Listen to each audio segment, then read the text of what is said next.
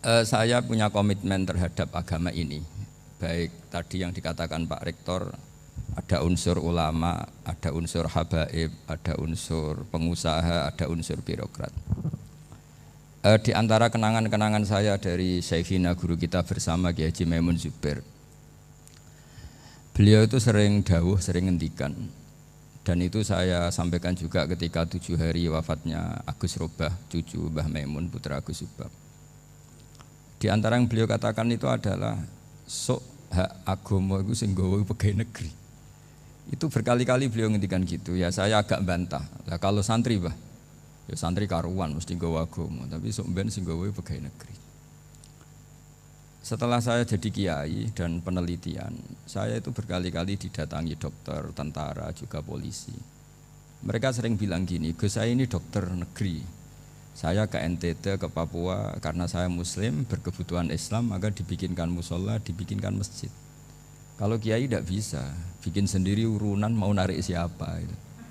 Mau narik tarikan di jalan yang mau nyumbang siapa? Tapi kalau kebutuhan negara, karena tugas negara, ya difasilitasi negara dan tidak dianggap misionaris karena negara. Begitu juga di beberapa negara yang non-muslim kayak di Argentina, di Venezuela, itu ada masjid, ada kajian Islam ya karena duta besar.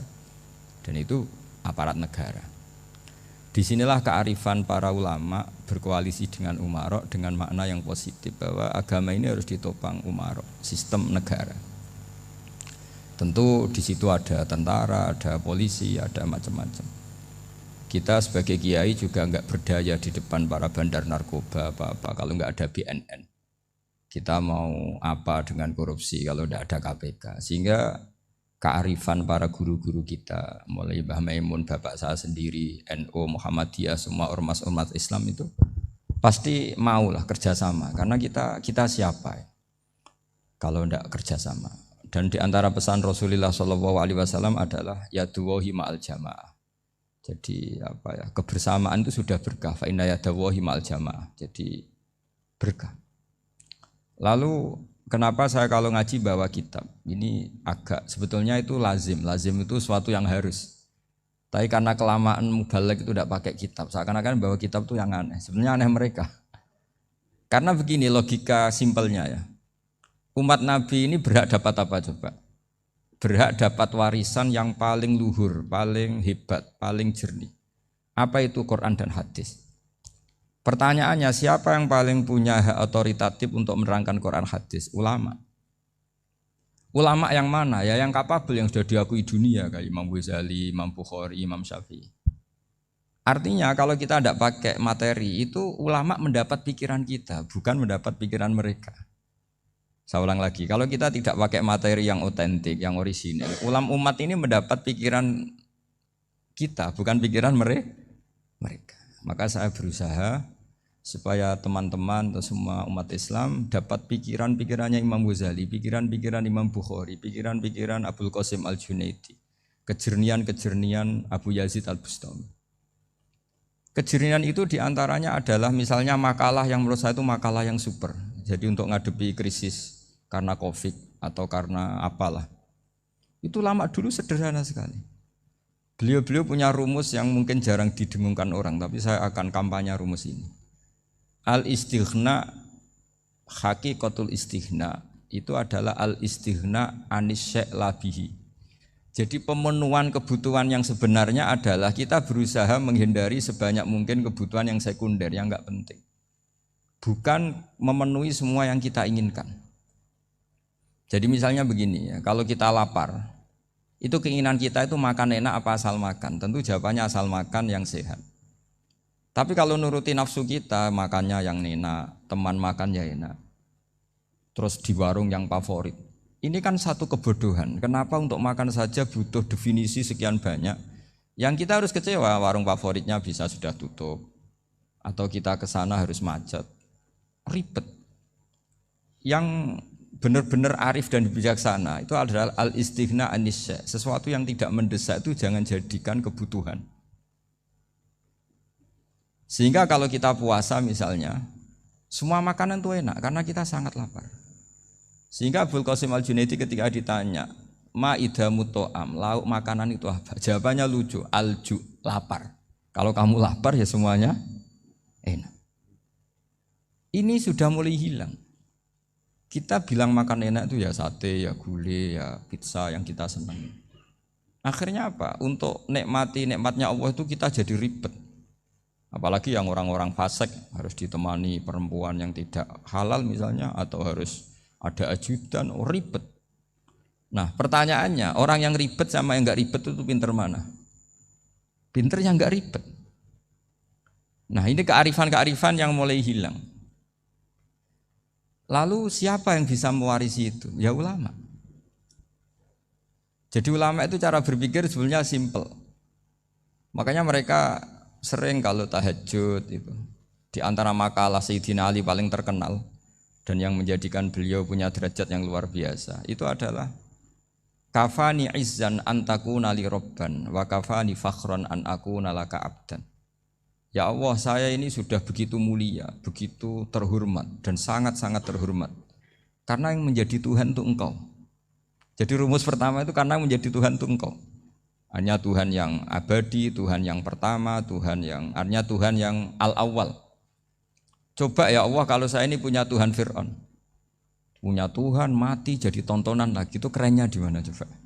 Andai kan kita punya Tuhan Fir'aun, atau punya Tuhan yang asal usulnya manusia, apapun hebatnya manusia itu, kita punya Tuhan manusia itu. Tuhan yang lapar, yang kalau nggak makan mungkin pingsan, mungkin bisa kena COVID, nanti Tuhannya diisolasi, kayak apa? Makanya ketika Tuhan Allah menyindir ketuhanan selain Allah itu, Allah hanya menyindir dengan kalimat sederhana, kana yakulanit to'am, yang kamu tuhankan itu masih makan. Artinya kalau nggak makan ya lemes.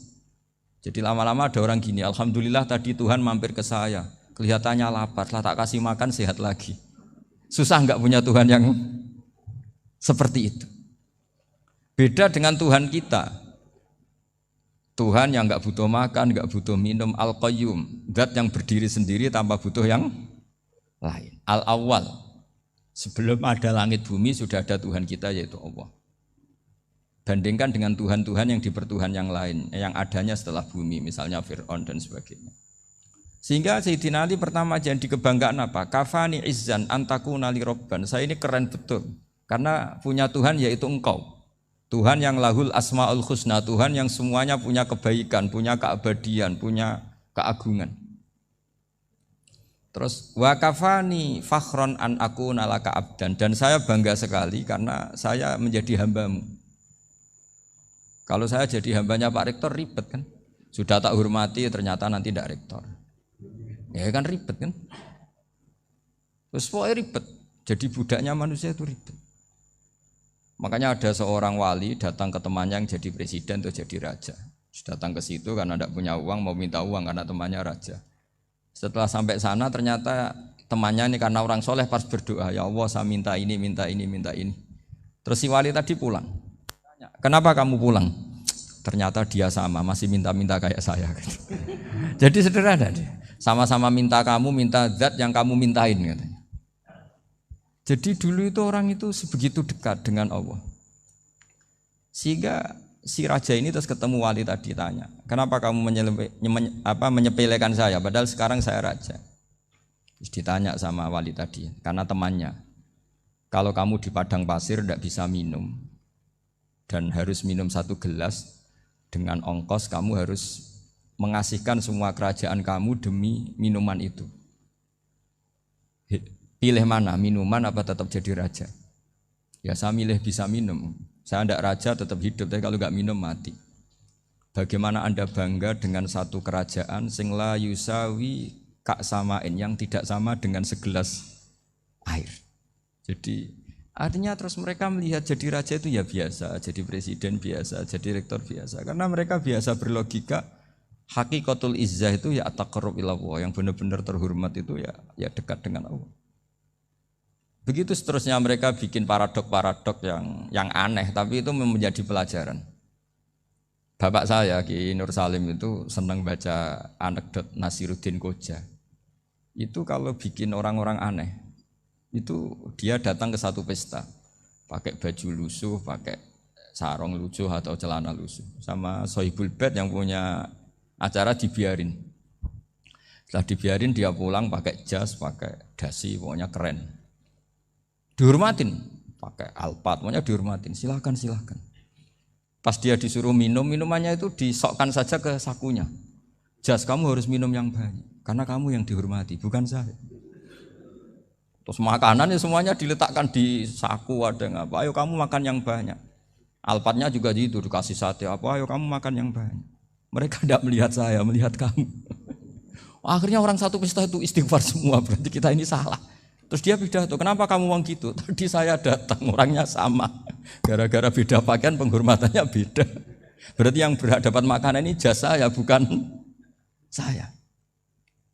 Betapa naifnya kita sebagai orang. Ternyata kita masih hormat sesuatu yang seperti itu, yang atribut lah.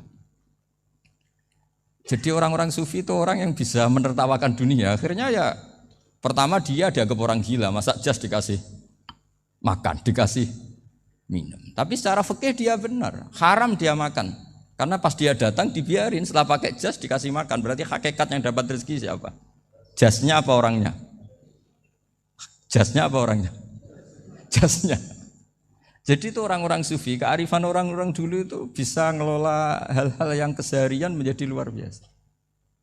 Ada seorang wali melihat istrinya makan satu piring, anaknya makan satu piring. Ditanya, kalian kenyang? Wah, kenyang sekali. Melihat anaknya minum kopi satu cingkir, senang. Kalian senang sekali.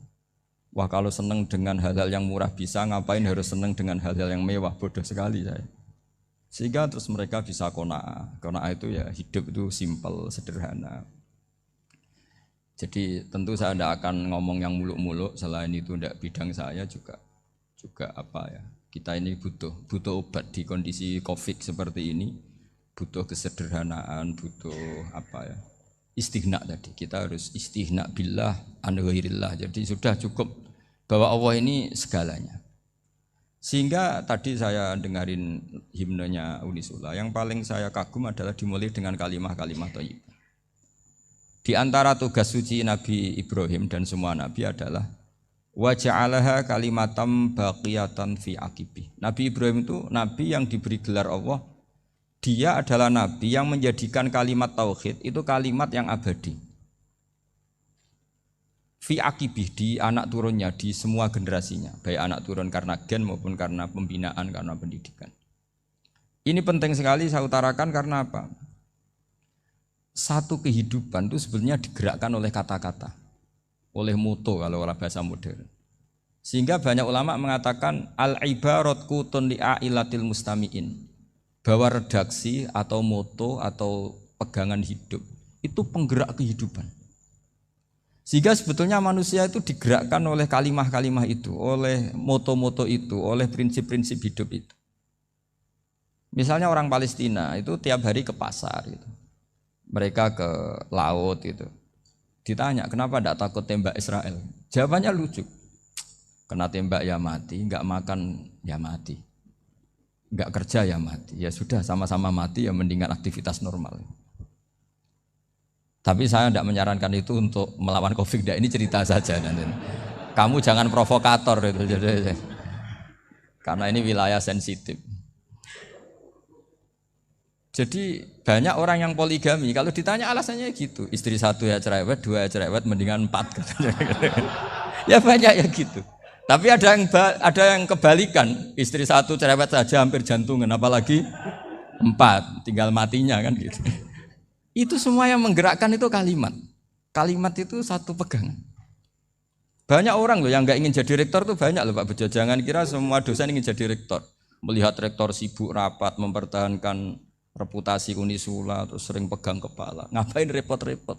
Jadi tukang sapu aja dapat gaji, ngopi, rokokan, selesai. Bodoh amat jadi rektor, mikir orang banyak. Banyak loh orang yang nggak ingin jadi presiden tuh banyak. Karena ngopi nyaman, nggak ada yang ganggu. Mau tidur sampai jam 9 siang juga nggak ada yang ganggu. Sehingga mereka melihat pegawai negeri itu gak keren, orang kok diatur jam, disiplin. Itu memang cara Allah membagi rahmat. Mau kamu apakan coba? Cara syukurnya dia seperti itu. Bapak saya dulu tuh sering ngajarin saya, diajak jalan-jalan pagi-pagi. Melihat orang ngopi, makan uduk itu bapak seneng. Kok enak jadi wong awam. Ngene esuk-esuk nyemak bocah kesel kabeh kono enak ngopi rokokan. Bapak kadang iri sama orang awam itu iri. Sudah gitu berharap masuk surga kan enak sudah gitu. Tahu-tahu mati, tidak tahu ke surga apa ke neraka ya tidak tahu.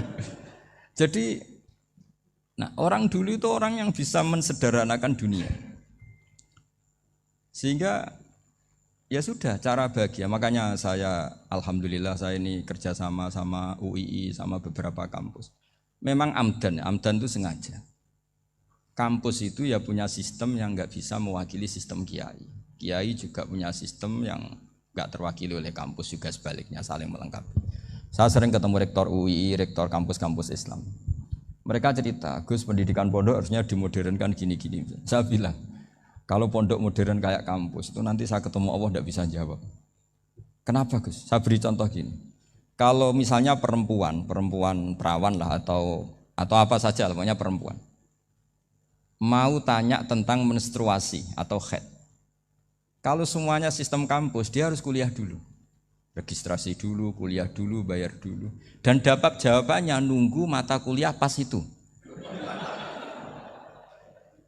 Bandingkan kalau sistem pondok, saya tuh sering ke pasar sama anak saya dicegat sama ibu-ibu. Gus, anak saya ngalami gini-gini, keluar darah terus menerus, nggak 6 hari tapi 1 bulan penuh. Itu hukumnya apa Gus ya? Nanti saya mau sowan ke jenengan. Nggak usah sowan di sini aja. Ya sudah, sebelum mengeluarkan darah yang rutin seperti itu biasanya haidnya berapa hari? 6 hari ya sudah ikut yang 6 hari, yang lainnya istighatsah. Ngoten tok Gus, ya udah ya. Begitu terus di masalah udhiyah. Ya coba kalau semuanya pakai sistem kampus, daftar dulu, bayar dulu. Jadi ini nggak ada jawabannya, nunggu mata kuliah itu. Baru dapat jawaban, itu biasa nggak sholat bertahun-tahun karena belum ada jawaban tentang itu. Nah itu kalau misalnya orang mati, tahunya cara memulasara jenazah itu nunggu kuliah dulu, pas mata pelajaran itu dulu, baru menangani orang mati. Berarti orang mati itu tergeledak semua. Tapi kalau kiai kan enggak. Kesini orang mati terbakar, kalau dimandiin malah badannya copot-copot, itu gimana hukumnya? Ini ada orang mati Gus Kendat, ini disolati apa enggak? Ada orang mati oplosan ya, itu disolati enggak? So sering ditanya gitu. Gak usah registrasi Pak Rektor, gak usah registrasi, gak usah daftar, gak usah seminar.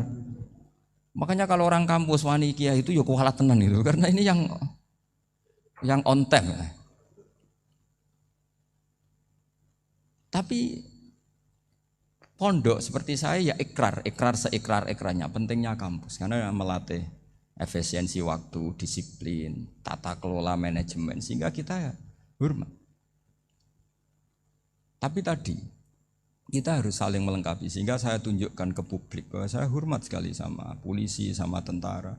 Coba kita bisa apa ngadepi bandar narkoba kalau enggak polisi? Bisa apa coba menjaga NKRI kalau enggak tentara?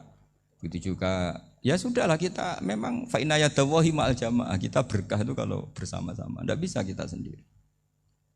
Nah lalu orang kayak saya itu ya beberapa kali sebetulnya saya itu ditawanin jadi doktor honoris causa apa. Kekhawatiran saya satu Pak Bejo, takut pas enggak punya uang. Itu dokter enggak di duit kan enggak pantas gitu.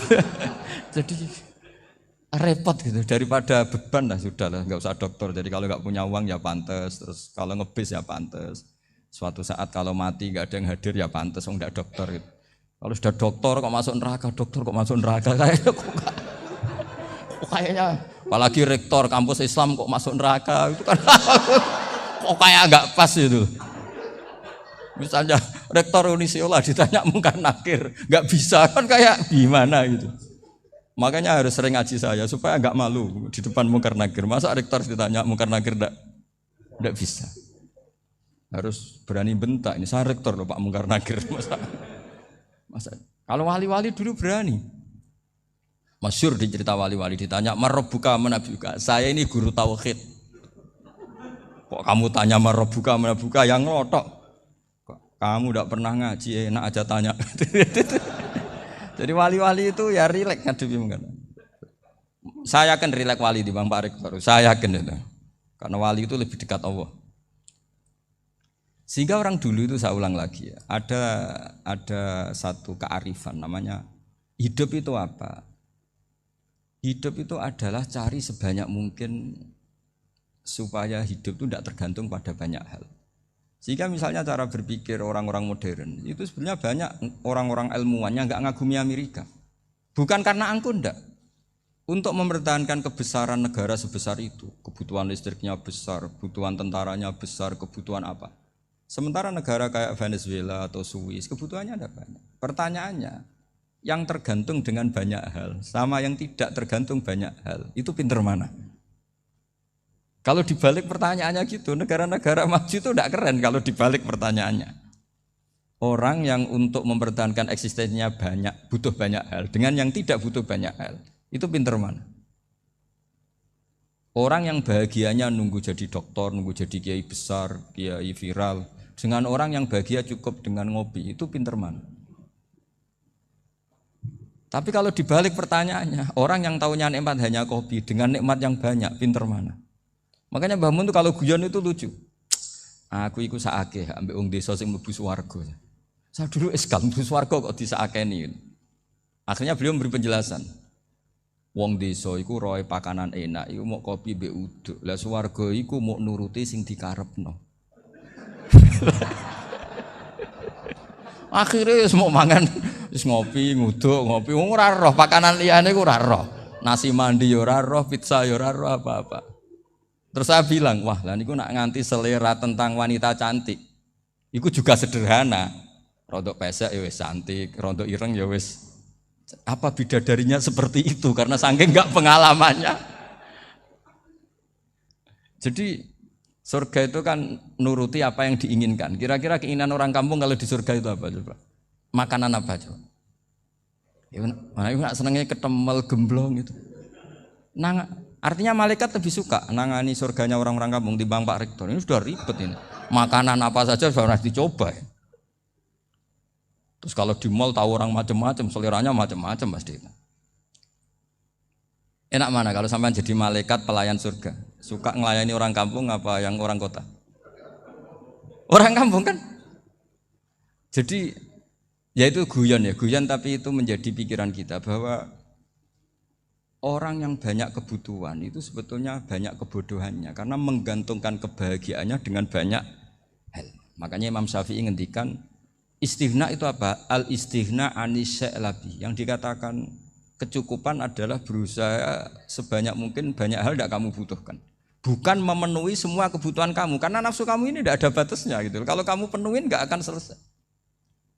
Itu ada perempuan yang kurang cantik itu minta doa saya, Gus doain suami saya kaya. Terus tak guyonin, terus nggak minta. Kalau suami kamu kaya, yang pertama dirubah itu apa? Rumah supaya rumah saya bagus. Kedua apa? Mobil supaya mobil saya bagus. Nanti yang dievaluasi itu kamu. Mobil bagus, Alphard, rumah mewah, istrinya kamu pasti itu dievaluasi. Langsung enggak usah. Sudah gini aja kan. Jadi pertama yang dievaluasi itu kaya itu coba kalau suami kaya itu yang dievaluasi pertama rumah ya. Rumah ganti. Setelah itu apa? Mobil. Kira-kira berikutnya. Akhirnya sudah enggak jadi. Nabi Ibrahim itu pernah minta umur panjang. Keren umur panjang. Sama Allah enggak dijawab. Datang orang tua gitu mertamu ke Nabi Ibrahim. Terus disuguhi dikasih kurma. Apa itu? Kok kurma apa? Anggur yang sudah matang sekali. Sudah dimakan. Setelah dimakan meler keluar lagi. Dimakan lagi meler lagi. Terus Nabi Ibrahim masuk lagi ke kamar. Ya Allah, doanya tak cancel. Nanti kalau saya tua kayak itu. Jadi Allah itu enggak jawab langsung tapi ngirimkan itu. Akhirnya ya Allah enggak jadi. Nanti takut itu. Saya pernah ngalami jadi kiai tadi ada ibu-ibu ya enggak pati cantik lah. Suaminya tuh miskin sekali. Minta doa saya supaya kaya. Bareng tak kasih pertimbangan itu udah enggak usah. Enggak jadi. Jadi itu kearifan. Tapi kearifan ini harus kita tanamkan. Saya enggak bisa membayangkan Indonesia yang besar ini andai kan enggak ada qanaah. Nerimo ing pantum. Coba sekarang ada Covid. Andai kan Indonesia tuh kayak Perancis. Saya beberapa kali punya tamu orang yang hidup lama di Perancis, bahkan dapat istri orang Perancis. Itu dulu gak begitu mencintai Indonesia. Tapi setelah di Perancis 2 tahun, wah Indonesia hebat. Di Perancis itu kata dia kalau cerita, semua kebutuhan masyarakat itu dibebankan ke negara. Apa saja minta negara, apa saja nyoal negara. Sementara Indonesia, coba kalau Indonesia mengalami seperti ini kok tidak ada konaan rimo ing pantum, bisa kios Indonesia. Orang miskin nyalahkan negara, kelaparan nyalahkan negara, apa saja. Tapi barokahnya dididik kiai, jogeman nyalahno wong liya. Urip pun romo ing pandum, diame. Sampai gak ngerti kalau Covid. Banyak tuh orang-orang kampung itu, orang lugu-lugu itu. Mbah niki saking Covid, salam ning Covid muga-muga umure panjang. Dikira Covid itu nama orang yang ahli sosial itu. Mbah niki dana saking Covid. Matur nuwun sampekno salamku muga-muga umur panjang. Bingung kan yang nganterin ini. Ini gimana yang mau menjelaskan? Memang enggak paham. Ribet kan. Tapi saya pastikan bahwa dengan keadaan seperti ini kita bahagia, kita stabil, itu jelas barokahnya kalimat tadi, moto tadi atau pegangan hidup tadi. Makanya disebut al-ibarat qutun li'ailatil mustami'in, bahwa redaksi atau kata-kata atau pegangan atau filosofi hidup, apalah namanya itu adalah penyemangat. Penyemangat. Karena kata-kata ini memang luar biasa. Ketika sahabat perang demi kebenaran, zaman itu ya pasti benar karena yang dibela Nabi. Dulu itu kan enak zaman Nabi, yang dibela mesti benarnya, musuhnya mesti salahnya. Sehingga dulu itu memang harus tegas. Kalau sekarang mau tegas gimana? Yang kamu bela tidak mesti benar, musuhnya tidak mesti salah. Ribet kan kalau misalnya saya tukaran sama Pak Rektor, kamu mau bela mana kan bingung. Saya tidak mesti benar, saya tidak Nabi. Pak Rektor apalagi tidak mesti benar lagi kan? Ribet kan? Jadi kalau kita mau perang sekarang itu mau pede gimana? Enggak. Makanya banyak ulama sekarang itu mau tegas tuh enggak berani karena ya banyak hal yang abu-abu lah wilayahnya. Misalnya pilihan presiden atau pilihan bupati, pilihan menteri. Kamu mati-matian bela itu, yang kamu bela tidak mesti benar, musuh kamu tidak mesti salah. Misalnya pilihan bupati, wah ini kabupaten ini baik kalau bupatinya ini, yang satu bilang ini, terus tim suksesnya kamu tanya, kamu yakin? Ya tidak juga. Lah kenapa semangat? Kan saya botohnya paling alasannya ya itu aja, bukan yang lain. Beda dengan zaman Nabi, nabinya mesti benar, Abu Jahalnya mesti salah, kan enak aturan mainnya jelas. Singkat cerita dalam perang itu banyak sahabat yang alami luka, ngalami apa gitu. Kemudian curhat ke Nabi, ya Nabi gara-gara derekkan jenengan, ngikuti jenengan saya harus ngalami seperti ini. Ngiranya orang itu diapresiasi sama Allah keluarnya. Ternyata sama Allah enggak diapresiasi. Malah diturunkan ayat intakunu ta'lamuna fa innahum ya'lamuna kama ta'lamun wa tarjuna minallah ma'ala yarjun. Kalau kamu sakit karena perang, orang-orang kafir itu ya sakit. Itu saja berani padahal demi kekafiran. Wa tarjuna minallah ma'ala yarjun. Padahal kamu punya nilai lebih yaitu berharap kepada Allah yang mereka tidak punya. Saya jadi kiai itu ya kadang mangkel. Karena yang benci ya benci, yang seneng itu ngel-ngel loh kayak Pak Bejo. Jadi semuanya ribet. Nah iya, yang benci ya ganggu, yang seneng ya ganggu, tambah nemen. Seribet. Tapi kalau sudah ingat bandar narkoba, mereka berhadapan dengan polisi, kadang ditembak karena kesalahannya terlalu fatal. Antar persaingan mereka juga bisa tembak-tembakan karena merebut pasar narkoba. Itu saja mereka berani. Kok kita yang jadi kiai kadang dicium tangannya, dihormati gak berani, hanya takut apa ya musibah-musibah kecil lah, atau problem-problem kecil. Lah iya, kalau kita bandingannya gitu. Kalau kamu mau tahajud kedinginan, itu masih nanti dihisab Allah itu gitu. Maling ayam itu keluar malam-malam, hanya dapat ayam. Itu gak takut dingin. Ya gak takut digebuki masa. Kamu mau tahajud saja takut dingin. Makanya nanti hisabnya orang soleh itu nanti dijajarkan orang dolim. Terus diperbandingkan. Wah itu habis kamu kalau itu. Jadi misalnya Unisula mau rapat, tapi ini malam, kalau malam dingin nanti sama masuk angin. Anak-anak pang di perapatan aja berani kamu. Kalau sudah perbandingannya gitu tuh ribet kita nanti. Makanya itu kalimat itu moto atau filosofi hidup. Sehingga diulang lagi nasihat itu. Iyam saskum korhun faqad masal qoma korhum mislu. Kalau kamu kena luka, orang-orang yang enggak benar juga akan kena luka. Itu aja berani demi ketidakbenaran. Masa kamu demi kebenaran enggak berani? Akhirnya orang itu, ya itu kalimat, itu heroik. Makanya kita ini penting ya, makanya tadi himne Unisula dimulai kalimat thayyibah. Karena kalimat ini yang menjaga kita kalimat ini. Misalnya tentang Tuhan. Kenapa orang Islam imannya kokoh seperti ini, termasuk yang sudah hidup di Amerika, di Australia, di mana-mana. Itu ya barokahnya ajaran atau barokahnya kalimah. Saya sebut kalimah saja pakai bahasa santri. Karena la ilaha illallah itu dalam tradisi santri disebut kalimatu haqqin alaiha nahya wa alaiha namut wa alaiha nub'ats. Ada yang riwayat wa biha nub'ats insyaallah taala minal aminin. Kenapa mereka di mana-mana meskipun sekolah di Amerika, di Australia, bahkan di Uni Soviet tetap mukmin? Itu barokahnya ajaran yang benar. Allah itu siapa? Tuhan. Tuhan itu sifat dasarnya apa? Awal. Dia harus wujud awal sebelum makhluk yang lain. Sehingga ketika ada negara yang maju, yang tertib, manajemennya tertib, masyarakatnya makmur, tapi punya Tuhan yang tidak seperti itu, tidak awal, itu sudah gak nyaman. Karena ndaklah keren Tuhan saya, karena Tuhan saya itu al-awwal, zat yang pertama. Tuhan saya keren lah, zat yang gak mati. Tuhan yang gak mati, yang gak pernah mengalami kematian.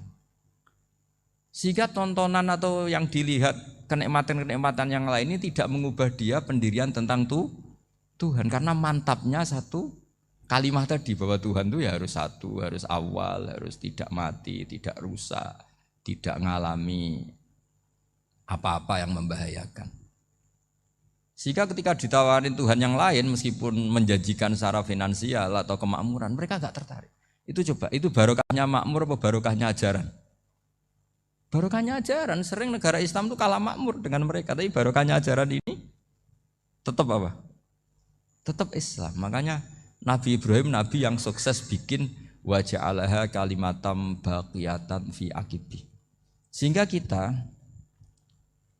ini bekti sama orang tua misalnya, itu ya karena ajaran. Suwargamu itu karek wong tuamu. Nak wong tuamu ridho, Allah ridho. Nak ora ridho, Allah ora ridho. Ridho wa fi ridhol walidain wa sakhatu wa sukhtu wa fi sakhatil. Sehingga ketika ada orang tua yang agak brengsek gitu, anak-anak tetap hormat. Punya orang tua yang miskin, yang sudah miskin, tukang tombok nomor, banyak kan di kampung gitu. Ya tetap hormat. Coba kalau dari awal kita ngajari orang tua kamu hormati ya, kalau baik, kalau enggak usah. Bisa geger Indonesia. Tapi barokahnya ajaran-ajaran itu Indonesia tertib karena ada ajaran. Nah ini di sini ini pesantren dan Unisula semua harus berkontribusi membuat ajaran yang benar itu adalah ciri utama Islam. Sehingga Islam ini dimulai dengan ajaran kalimatu haqqin alaiha nahya wa alaiha namut. Sehingga kita tenang seperti ini. Saya ini termasuk kiai yang tenang. Meskipun kata orang banyak saya ini kiai besar, tapi termasuk kiai yang paling tenang. Termasuk yang paling tenang. Karena saya ini pakai mazhab orang-orang hebat. Saya berkali-kali cerita, orang kayak Imam Syafi'i itu orang yang luar biasa. Saya berkali-kali cerita, orang yang tadi nyium tangan kamu ya Imam Syafi'i, di belakang tuh ngerasani kamu, menghujat kamu. Jawabannya enak saja. Berarti saya alhamdulillah orang yang wibawa. Buktinya di depan saya enggak berani. Jadi enteng saja. Diceritain sebagian kampung, sebagian separuh dari warga kamu itu enggak suka kamu. Ya bagus lah enggak suka saya, enggak akan utang duit saya. Di mana-mana orang utang itu karena teman dekat. Kalau enggak seneng pasti minimal enggak utang, enggak pinjam mobil, enggak pinjam apa. Berkah mana yang seneng sama yang gedeng? Jadi dianggap enteng saja. Semua yang dialamin dianggap enteng saja. Misalnya punya istri pemarah, ya baguslah marahin suami. Kalau marahin tonggo malah ribet. Jadi kamu harus terima kasih kalau dimarahin istri. Baguslah marahin saya mah, kalau marahin tonggo ribet. Jadi enteng saja. Tapi kita sekarang itu karena nafsu ya, sehingga menghadapi hidup ini ribet. Ulama dulu kalau mau mati itu senengnya bukan main. Sudah lama saya ini ingin gak maksiat. Kayaknya gak maksiat paling efektif itu mati. Ya tidak apa-apa Gusti, kalau sebaiknya mati ya mati aja. Enteng saja. Jadi melihat kematian itu akhir dari segala keburukan atau potensi keburukan. Apapun baik kita sekarang, suatu saat mungkin kita enggak baik. Yang bisa menghentikan ketidakbaikan atau potensi ketidakbaikan itu apa coba? Mati kan? Berarti mati itu mengerikan apa menyenangkan? Mesti kamu tidak berani menjawab. Meskipun secara ilmu kamu berani, tapi secara rasa agak berani kan? Saya ulang lagi ya, yang bisa menghentikan keburukan atau potensi keburukan itu apa coba? Apa? Kematian. Berarti kematian itu menyenangkan atau menyusahkan? Apapun kamu tidak berani jawab karena kamu agak-agak duniawi itu kelihatannya. Tapi secara ilmu, kamu tahu kan kalau mati itu tidak buruk-buruk banget. Karena apa? Itu akhir dari segala keburukan. Sehingga Nabi ngajarkan kalimat itu begitu luar biasa. Allahumma ahyini maka natil hayatu khairan li wa tawaffani maka natil wafatu khairan li. Nabi melihat dunia itu begitu indah. Ya Allah, kalau saya ini hidup, anggap saja hidup ini ziyadatan li fi kulli khairin, menjadi modal saya menambah segala kebaikan. Jika suatu saat saya mati, anggap mawon rohatan li min kulli syarrin, itu akhir dari segala keburukan saya. Sehingga mati hidup ya baik karena di situ kita bisa berkontribusi beramal soleh. Mati juga baik karena mengakhiri segala keburukan.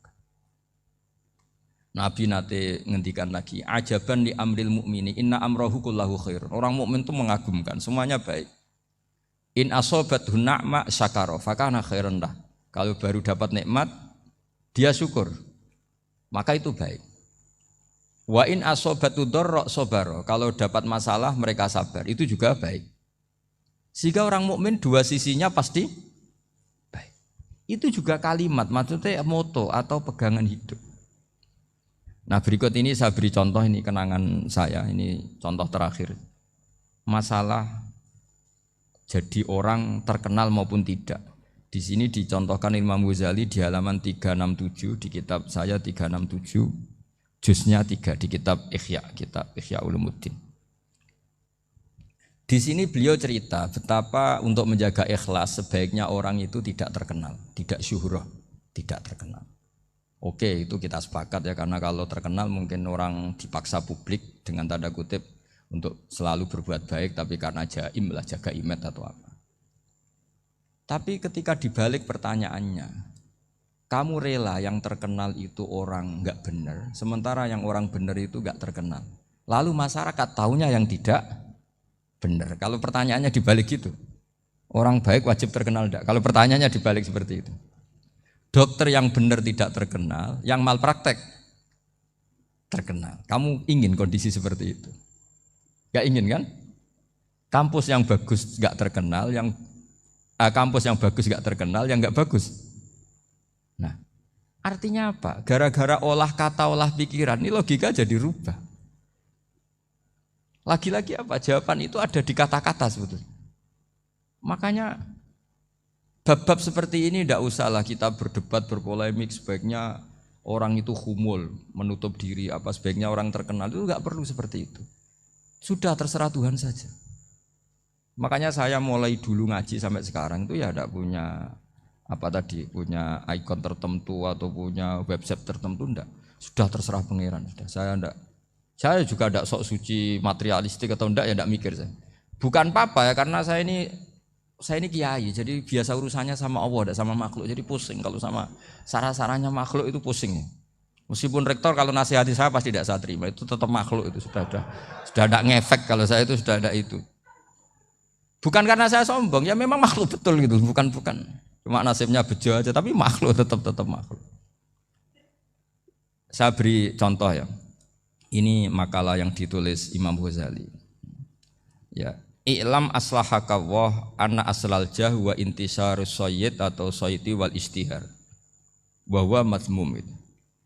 Balil mahmudu al-khumulu illa man syaharahu wa ta'ala li nasri dini min ghairi takallufi talabi syuhrati minhu.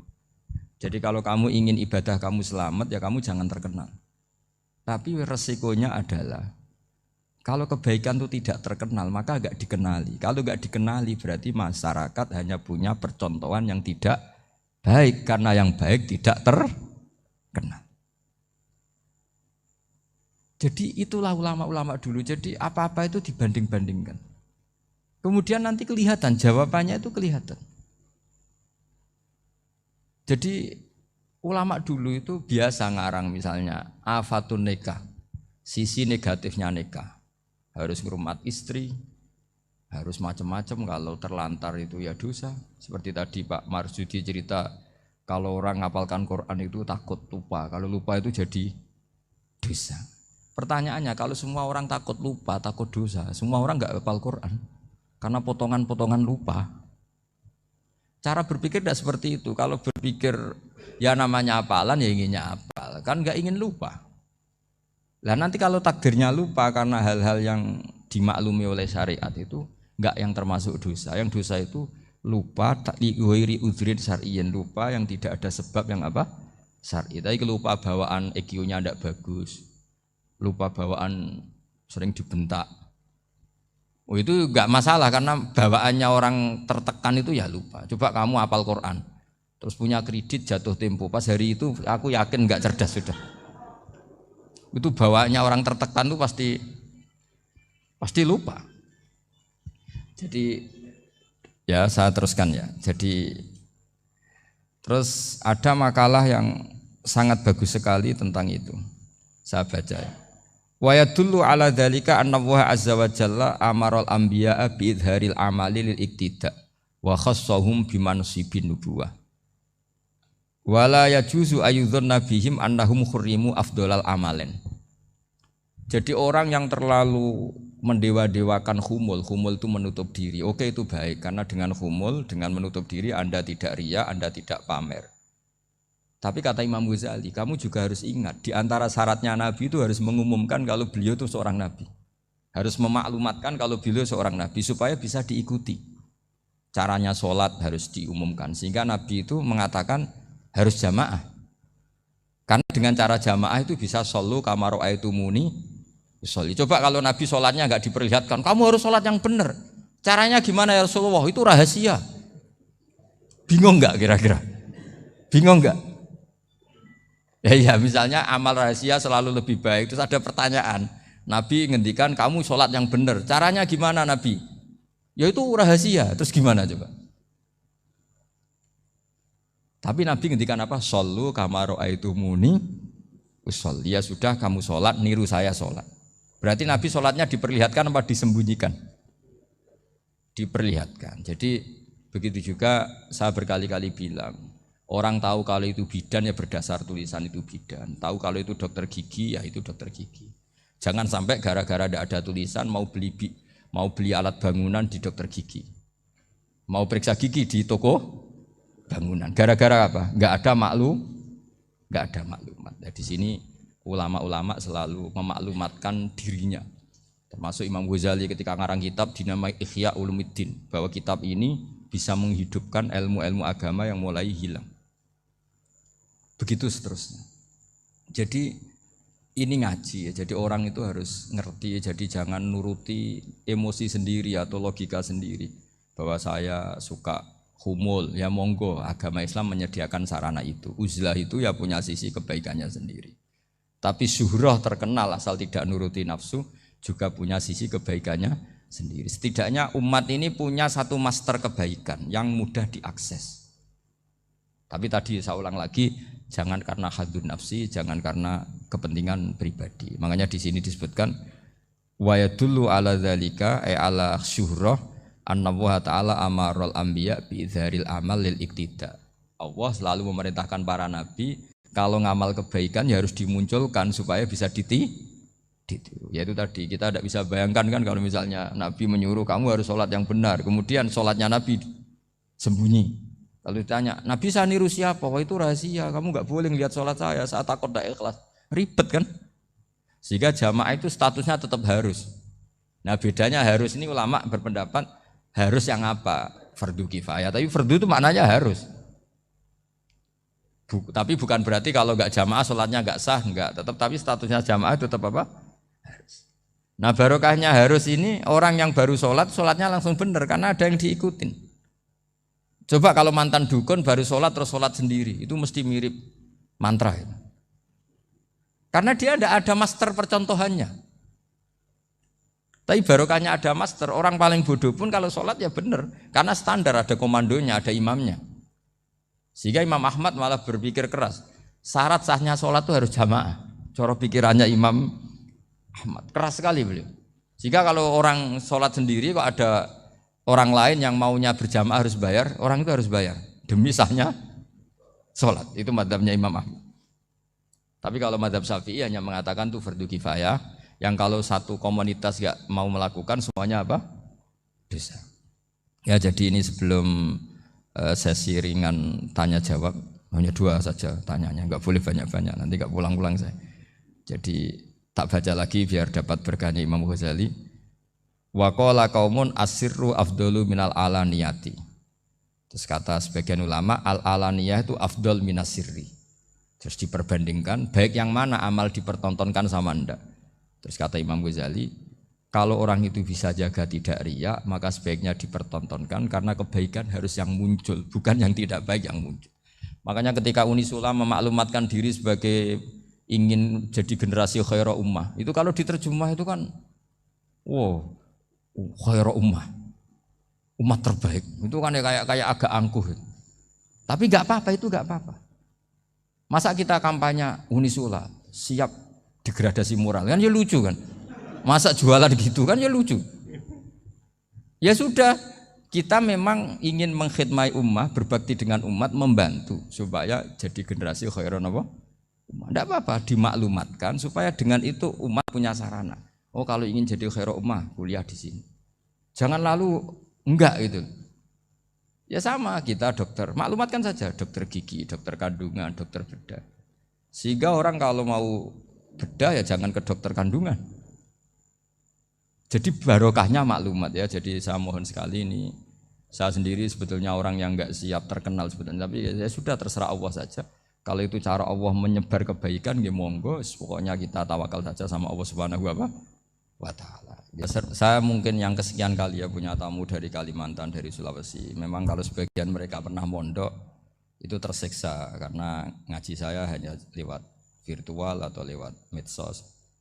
Kebaikan itu pasti sudah benar. Jadi dengan ketemu langsung maupun enggak itu secara sana itu sudah cukup.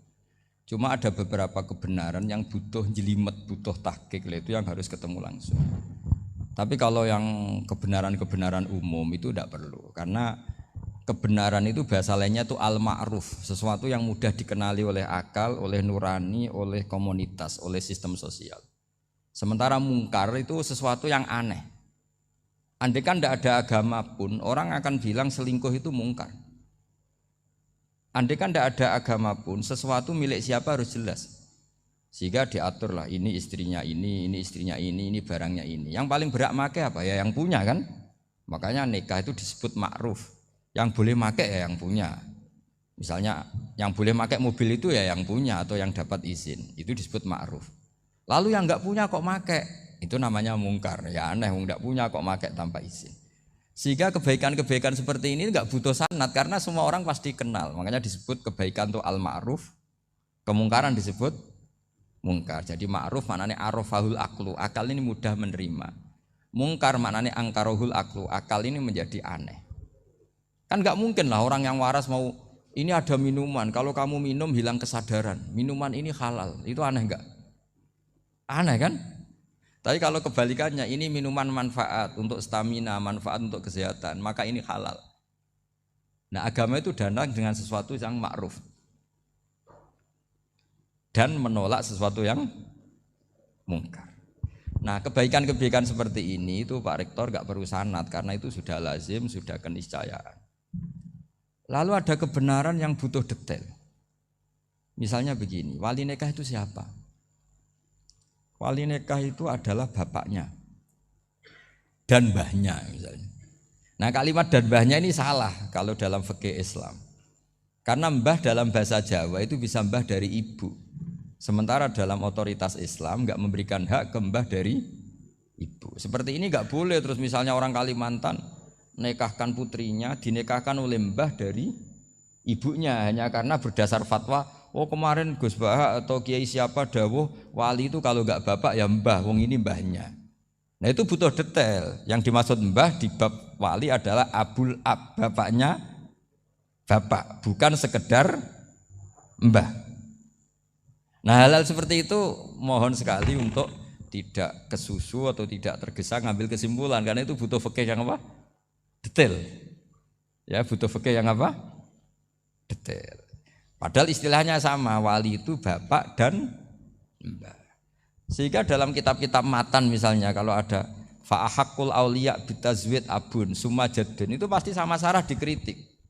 Al aula ayyakula abul ab, seharusnya jangan dikatakan mbah, karena kalau mbah memasukkan dari ibu. Yang benar adalah abun fa'abul ab, bapaknya bapak. Nah, jadi kira-kira gitu Pak Irto. Gantian jenengan yang menjelaskan ini.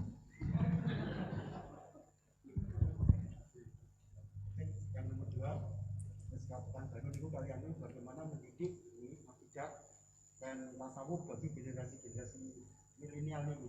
Ya kayak tadi, tasawuf maupun tauhid maupun ilmu moral apapun itu mudah sekali dididik. Ciri utama agama ini itu ad-dinu yusrun, agama itu mudah. Mudah itu artinya ya nurani nerima ya gampang, akal ya gampang, komunitas ya nerima gampang. Kayak tadi penjelasan saya tentang Tuhan. Ada orang miskin dari Indonesia, misalnya kuliah di Amerika. Dia mulai kecil tahu yang seharusnya jadi Tuhan itu siapa. Ya yang menciptakan langit bumi, sebaiknya yang jadi Tuhan itu siapa? Ya yang wujudnya paling awal. Kemudian dikasih alternatif Tuhan yang wujudnya ada tanggalnya. Keren enggak misalnya? Kan terus enggak keren. Kok Tuhan sama buminya kok dulu buminya, kayaknya kok enggak lah kayak gitu. Artinya barokahnya logika yang sehat ini kan ya setahu saya hampir jarang kan yang murtad masalah tauhid itu. Kalau moral banyak yang agak nakal, tapi secara tauhid jarang yang murtad karena tanaman logika tauhid itu mantap di Indonesia. Mulai kecil kan diajarin wujud, qidam, baqa, mukhalafatul lihawadisi, qiyamuhu fi nafsi.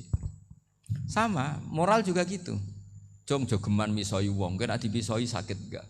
Jangan pernah mencubit orang, dicubit itu sakit. Jadi orang diberi rasa. Enggak enak loh disakitin orang, dijotosin orang, ya sudah jangan jotosin orang, enggak enak. Sehingga apa ya, kalau kamu ingin sopan ya disopani ya harus sopan, kalau ingin dihormati harus menghormati orang lain. Sehingga itu tertanam. Makanya bangsa kita termasuk yang terbaik akhlaknya. Kalau musim haji itu dipuji-puji sama sekian negara karena pantangan lah kita nginjek orang sholat, melangkai orang ruko, orang sujud. Kalau orang lain mungkin kan seenaknya. Iya. Karena mulai kecil itu dilatih tidak boleh melangkahi orang, tidak boleh.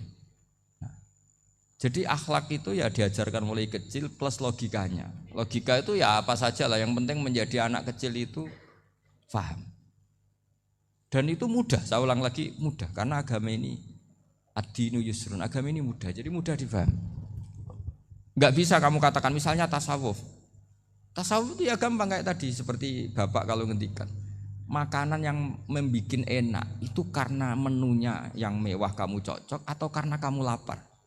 Lama-lama orang kan berpikir ya setiap puasa itu kok tempe enak, tahu enak, tapi kalau sudah buka, sudah kenyang, apa saja semuanya menjadi tidak enak. Padahal kualitas menunya masih enak, tapi gara-gara kenyang menjadi tidak enak. Berarti penyebab enak itu lapar apa menu? Lapar. Jadi apa ya, kearifan ini loh yang menjadikan luar biasa. Makanya tadi ada kalimat yang benar, wa ja'alaha kalimatam baqiyatan fi aqibi. Jadi Ibrahim adalah nabi yang sukses menanamkan filosofi kebenaran ke anak cucunya. Dah, yang terakhir? Dah. Ini Siti Mutmainah dari Undip.